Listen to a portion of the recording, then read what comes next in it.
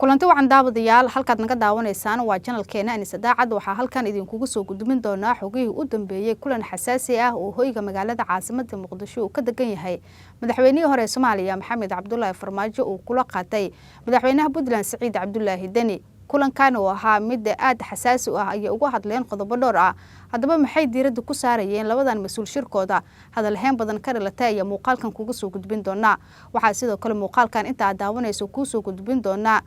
مسؤولين كترسن دولة فدرال كسوماليا إسلام مركان السعادة وجودوا مدحوينها سوماليا محمد عبد الله فرماجو أو بوقشوا كتجي جوريجا مدحويني هراء الدولة ديكم الجار كيشق شريف شيخ أحمد هذا بد بوقشة سي محيسل كوجه السي محاسل لوجه حلي إن كلن كيد حمري شيخ شريف شيخ أحمد سيدو كل مسؤولين تاس مقال كان يدين كوكسو قد بندونا وحاسدو كل مقال كنت عداون يسوكسو قد بندونا دولة فدرال كسوماليا ودقنين على سود درتاج عصتة الصوماليات هذا بمحيد دقنين تاسي سلك يكويسا مقال كان يدكو داون دونتا هدي أيتام كيوغور يسوكسو جار مقال كان فضل سبسكرايب بنو لكن بلال كانوا فرص يكوسو جار مقال كل حاجة هدي سبسكرايب بنو تهينا مقال كانوا شركري لك إنه سرسو جار أصحاب بدنا تكون مع ستة داوشة هذا إنه كوب بلابنو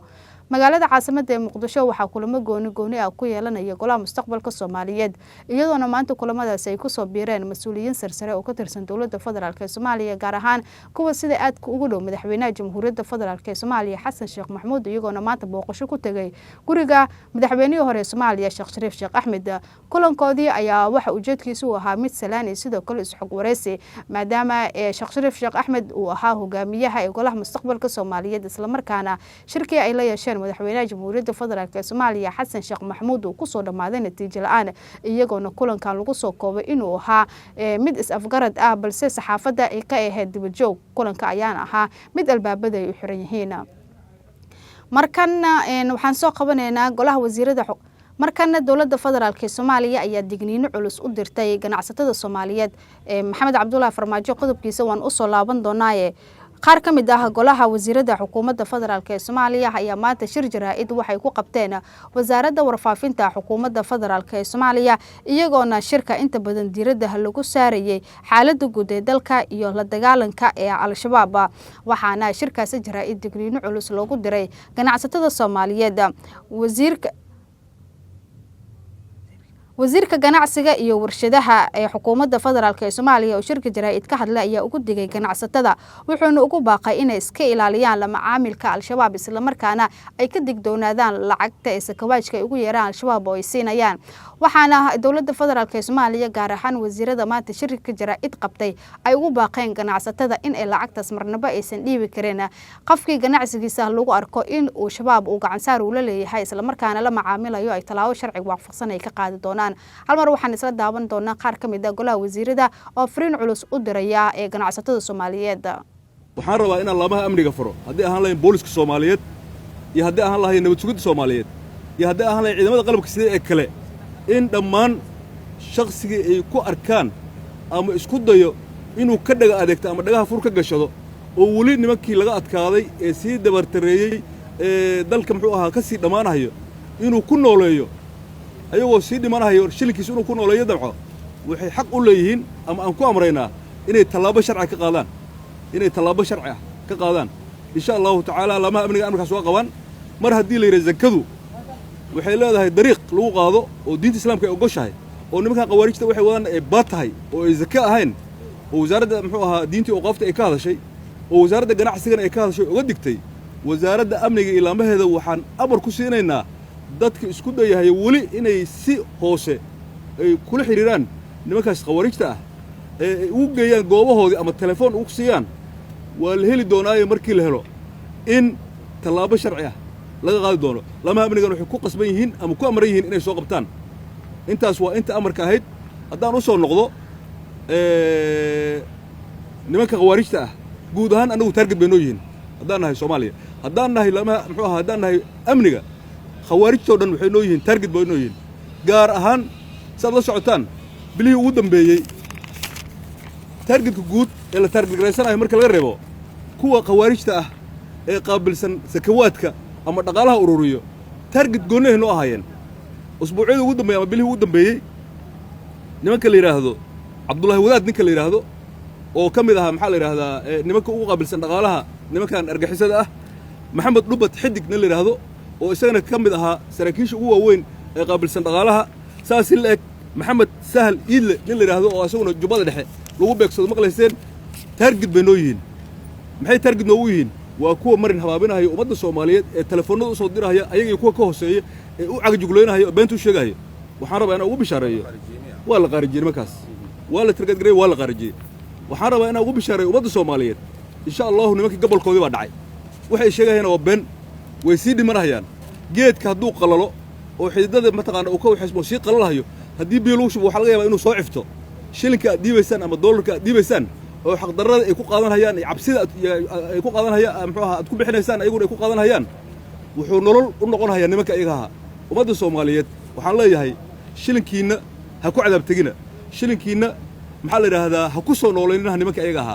aad iyo aad baan idin salaamayaa dhamaantiin haddii aad si wala kac ah aad u kaalmaysid oo u taageertid ula shaqaysatid iyo haddaad si ogaalaana oo nacasnimo ah aad ula shaqaysidna waa ku digaynaa waa ku wargelinaynaa waa ku wacyi gelinaynaa haddaad si walka wala shaqaysatana waa ku sheegaynaa mar walba oo ku celcelinaynaa sababtaasaan halkan maanta wasiiradan u soo istaagnay sharcigu marka waad ogtihiin dalkan 4 sano u dambeysay shuruuc argagixisada la dirirta ayaa laga soo saaray dawladnimada sharciga ku dhisan tahay markii ugu horeysay garsoorkii beenta ahaa oo ay hay jireen waatii la soo burburiyay sanadkii ugu horeysaba garsooradooda beenta ahaa iyo xaafadaha ku hay jireen waatii la soo burburiyay waatii meelaha ay joogaan oo gabaadyada ahayd looga daba tagay marka qof loogu cudur daaraya ma jira marka inuu mataqaana la shaqaysto oo asaguna naftiisa halligo tan walaalkiisna maalinta baxsho u halligo cid loogu cudur daarayaa ma jirto qofka muwaadinka ah badbaadadiisa iyo ilaalinta naftiisa waxay saaran tahay xukuumadda dawladda Soomaaliya saaran tahay sidaa darteed qof la shaqaysan kara oo kaalmayn kara ma jiro asagoo dhahay waan cabsanayaa ma jirto nambarada waxaan u malaynayaa halkan in la ka akhriyay oo soo wici karto qof walba muwaadin ah oo soo wici karo si lagu ilaaliyo xukuumaddu ku ilaaliso marka isku dayaan inay ku hanjabaan oo ku handadaan oo rabaan baad inay ka qaadaan inaad soo gaarsiisid hay'adaha amniga ilaamaha amniga lambarada gaagaaban wasaaradda warfaafinta ayaa wasiirkana waa idinku celi doonaa dadkan inay u gudbisaan marka saa darteed waxa weeye maadaama lagu wargeliyo lagu digo muwaadinow in aadan cadawgaas aadan kaalmaynin cadawga dalkeena iyo diinteena iyo aayaheena iyo mustaqbalkeena in aadan kaalmaynin kuma aan daco kartid waa cabsaday iyo waa la handaday iyo mataqaan saasa ula shaqeeyay waad aragtaan kiisas fara badan oo maxkamadaha yaala waad aragtaan argagixisa ah maalin walba haddii account-kaaga la isticmaalo haddii ganacsigaaga la isticmaalo haddii mobile money-gaaga la isticmaalo waad u kaalmaysay marka dambiilaad noqonaysaa dembi culus ayaad ku dhacaysaa marka baadda zaka ma jirtee baadda argagixisada inaan mataqaanaa lagu kaalmaynin isbeddelka waxaa jira shakhsiyaad ka mid ah ganacsatada oo u nugul ama baadda diyaar la ah inay khawaarijta soo weydiiyaan waxaan uga digaynaa ganacsatadaas inay iska ilaaliyaan in aanay bixin haba yaraatee wax saka loogu yeeray sida wasiirku sheegay sakada xeer iyo nidaam bay leedahay lagu bixiyo oo diinteeduna faraysa telefoonnadan iyo hanjabaadahan iyo waxyaalahan ay samaynayaan khawaarijtu inaan loo nuglaan la yeelin la aqbalin oo la bixin oo ogtihiin hadda ka hor ganacsato badan ayaa dhibaatooyin ka soo gaartay la macaamilka nimanka la macaamileen kuwa loo maxkamadeeyey ku waayay shatiyadoodii haddana waxaan mar kale xusuusinaa uga digaynaa inay iska ilaaliyaan la macaamilka xiriirka bixinta haba yaraatee wax macaamila dhex marin nimanka khawaarijta zaka wax la yidhaahdana ay siin karaan aanan jirin waa baad marka waxaan marlabaad ku celinaynaa inay ganacsado ka digtoonaato ay shaqadooda sii wataan yaanay ku waayin shatiyadooda kuna kasban ciqaab dawladeed ummadda Soomaaliyeedna dib ka soo gaarin lacagta bixinayso. haddii aad daabatay muuqaalkan oo dhammaysatay aragtidaadii waa inoogu reeb qaybta faalada waa inoo muhiim markana madaxweynihii hore ee Soomaaliya Maxamed Cabdullaahi Farmaajo isla markaana dadka ay ugu yeeraan xabiibul malaayiin ayaa hoyga uu ka degan yahay magaalada caasimadda ee Muqdisho gaar ahaan agagaarka garoonka diyaaradaha aadan cadde ee magaalada Muqdisho waxa uu kulan gaar ah uu kula qaatay madaxweynaha Puntland Siciid Cabdullaahi Deni oo maalmahan ku sugnaa magaalada caasimadda ee Muqdisho kaasi oo markii hore u yimid gogasha ay fidisay dowladda federaalka ee Soomaaliya iyadoona shirkaasi uu ku soo dhamaaday natiijo la'aan markii shirkaasi uu soo gabagaboobay madaxweynaha Jubbaland Axmed Maxamed Islaam Axmed Madoobe waxa uu ka dhoofay garoonka diyaaradaha aadan cadde ee magaalada Muqdisho wali waxa magaalada caasimadda ku sugan madaxweynaha Puntland Siciid Cabdullaahi Deni oo isna la filayo in maalmaha soo aadan uu ku laabto Puntland madaxweynaha Puntland Siciid Cabdullaahi Deni sidoo kale hogaamiyihii sagaalaad Maxamed Cabdullaahi Farmaajo ayaa kulankoodii waxa diiradda lagu saarayay xaaladda guud ee dalka gaar ahaan arrimaha doorashooyinka oo caqabado xoogan ay ka taagan yihiin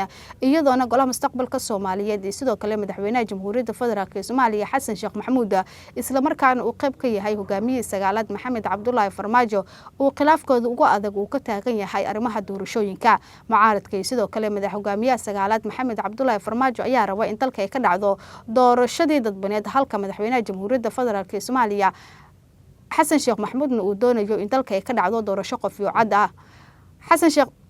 Siciid Cabdullaahi Deni sidoo kale hogaamiyihii sagaalaad Maxamed Cabdullaahi Farmaajo ayaa waxa isla meel dhigeen sidii ay meel ugu istaagi lahaayeen sidii dalka ay ugu dhici lahayd doorasho loo wada dhan yahay isla markaana madaxweyne Xasan Sheekh Maxamuud cadaadis xoogan ay ku saari lahaayeen sidii dalka ay ugu qabsoomi lahayd doorasho ogol lagu yahay balse madaxweyne Xasan Sheekh Maxamuud ayaa mid marnaba go'aankiisa aanan ka talaasuleynin isla markaana uu ku taagan yahay sidii dalka ugu qaban lahaa doorasho qof iyo cod ah kulanka dhaxmaray madaxweynaha jamhuuriyadda kulanka dhaxmaray hogaamiyihii sagaalaad Maxamed Cabdullaahi Farmaajo iyo Siciid Cabdullaahi Deni ayaa waxa uu hadal heen badan uu ka dhaxdhaliyay baraha bulshada iyadoona la isweydiinayay qodobadii ay ugu hadleen shirkaasi qodobada ugu hadleen ayaana waxa ugu muhiimsanaa arrimaha doorashooyinka wixii xogo ay ku soo kordhana muuqaaladan xiga iyo idinku soo gudbin doonaa haddii ay tahay markii ugu horeysay uu ku soo gaaro muuqaalkeena fadlan subscribe inoo dhig gambalelkana fursad ay ku soo gaaro muuqaalada kale xiga haddii aad subscribe inoo tahayna muuqaalkan oo share garay like inoo saar soo ogaara asxaab badan oo ku maasan tahay daawashadaada